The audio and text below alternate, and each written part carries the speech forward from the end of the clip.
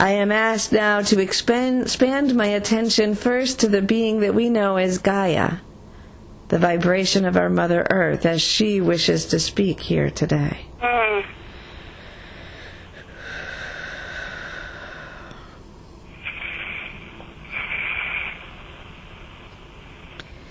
My beautiful one, my beloved daughter of the earth, one who honors me in every moment, one whose heart is so grand that it opens to encompass all of humankind and more. I feel your love often, the grandness of your love and the ache that comes from that space. You are a messenger of the earth and of the heavens as we unite as one.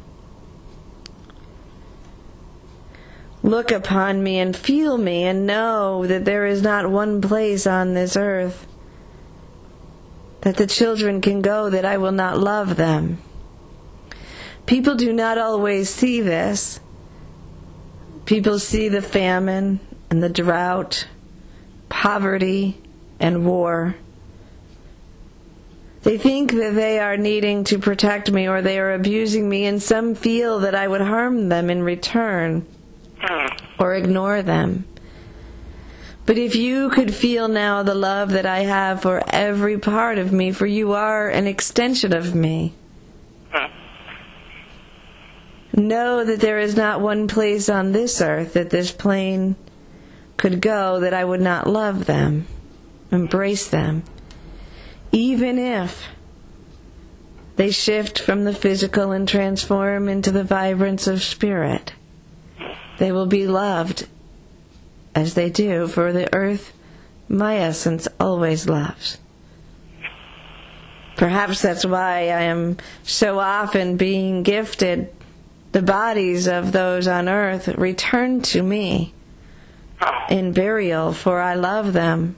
I embrace them and I draw their physical essence back in, while their spirit flies free in my ozone, in my aura.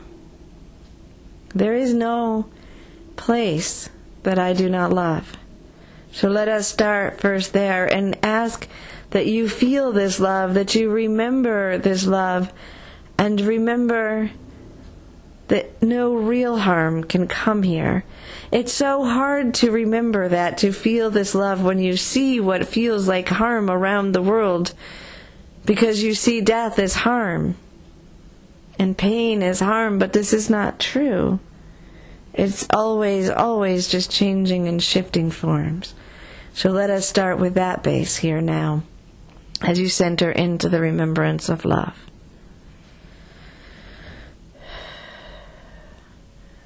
I give thanks to Gaia for the love and the support that she offers to create the foundation of this message. So beautiful.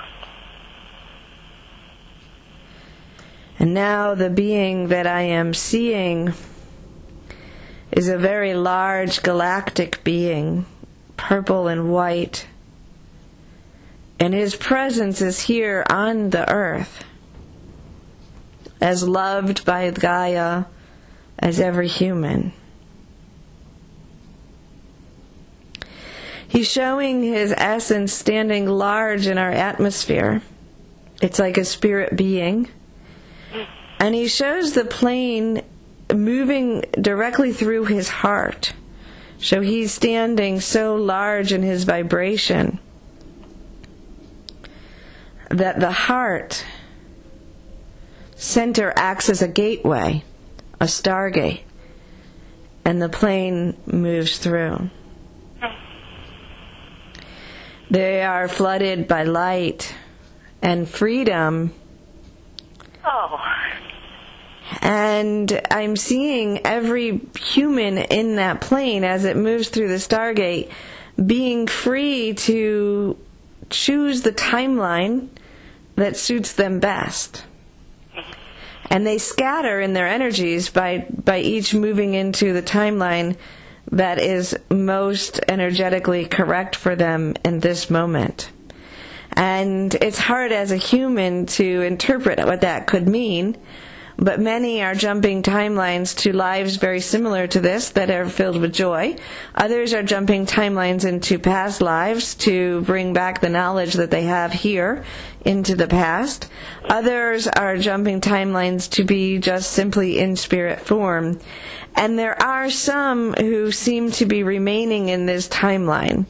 That is an interesting piece. That is the piece that you picked up on in the television, and the piece that has to be energized right now. So all of the other timelines are taken care of from the galactic beings, from Gaia, from God, from all that is. And so it feels as if that really what's happened is an expansion of that energy.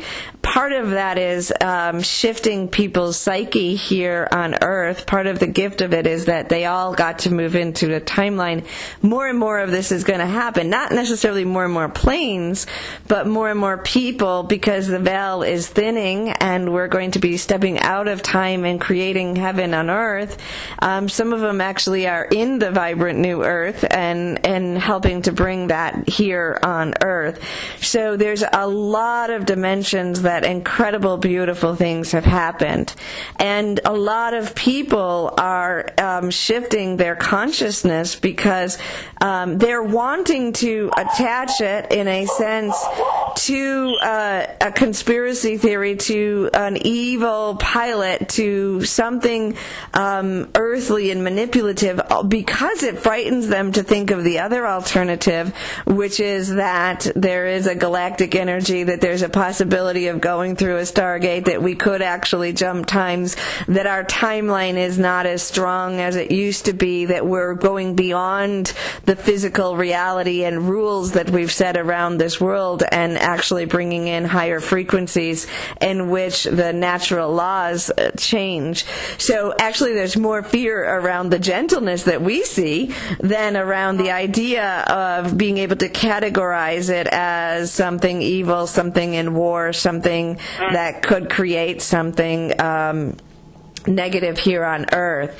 So if you can spend a lot of your time for just seeing the joy and the beauty of all the timelines and the moving through, and it went right through his heart center, planted in Gaia, who said to you, this isn't, and the reason she came forward, I'm being shown, is to remind you that this is of the earth. So even though I'm seeing this galactic being as the Stargate supporting this, it's not being done to us from outside, even so we shift our fear from war within the planet to war against other planets. It's nothing to that effect. It's nothing that's been done to us, but it's an expansion of what has been.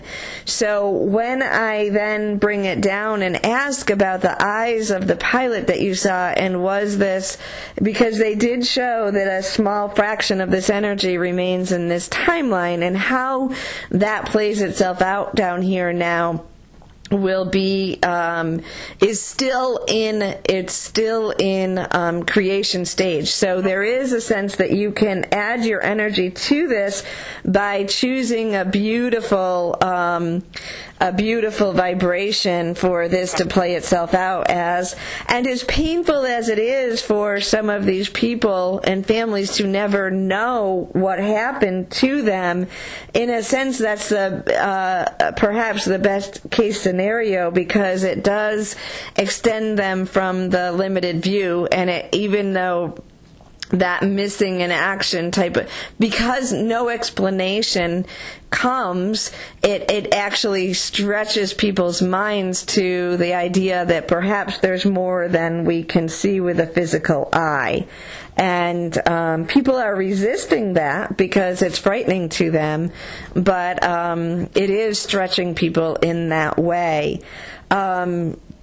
Interestingly, the timeline of the people that come here, I feel like there is a chance that some remains could be found at some point, and that is, but they wouldn't all be found then, because some literally jump timelines. I don't know if that's going to happen. It feels like all the timeline for here is undecided and what people want to do with it. So when so as far as him being evil, I don't feel like the pilot. What they're showing me is not that the pilot in the bigger sense, the soul, had predicted this or premeditated this. Of course, because there's a timeline that's playing itself out, that story could still stick. And what I'm seeing that you saw through the eyes was not the pilot's eyes, but when you said you saw evil, it's the idea it's the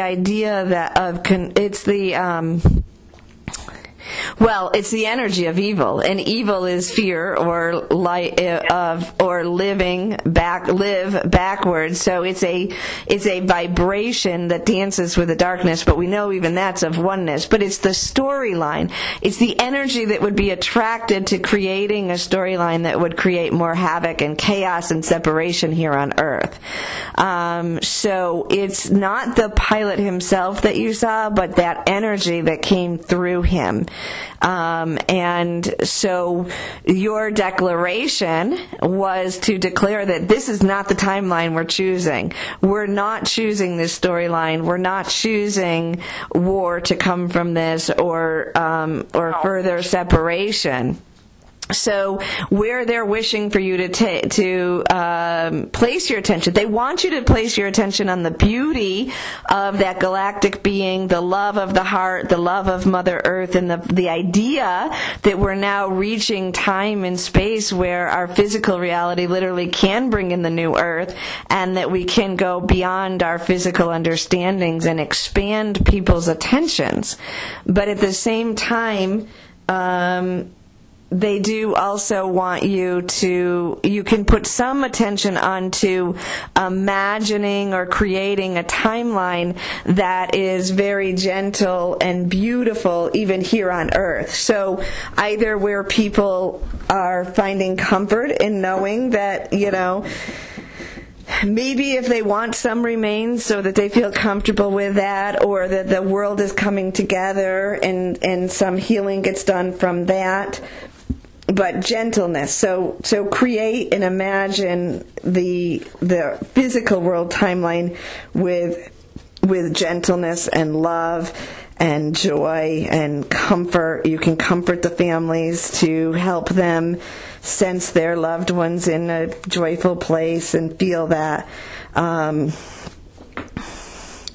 But that's why you were called to that timeline. And you already declared that no, the evil energy, that dark energy, is not going to take over this storyline.